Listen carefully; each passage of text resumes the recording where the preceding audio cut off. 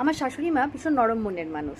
কেউ অসুস্থ হোক, কেউ মারা যাক, সত্যি উনি মন থেকে খুব কষ্ট পান, কান্নাকাটি করেন। কেউ মারা গেলে তো খুবই কাঁদেন।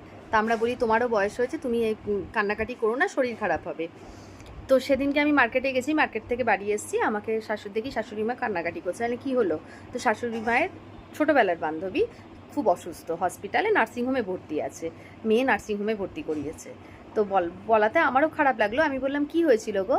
তো বলছে জানি না, খুব শরীর খারাপ হয়েছিল, বললো নার্সিংহোমে ভর্তি করেছে, বেশি কথা বলতে পারেনি, কোনটা রেখে দিয়েছে। বললাম ও আচ্ছা আচ্ছা।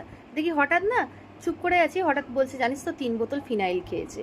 আরে এই বাবা, 3 বোতল ফিনাইল খেয়েছে, তাহলে অসুস্থ কেন? তাহলে তার মানে সুইসাইড করতে চেয়েছে, জানো তো? বলছে সুইসাইড কেন করবে, ওর কিসের অভাব, ও অসুস্থ। ওর মেয়ে বলল ডাক্তার ফিনাইল দিয়েছে 3 বোতল।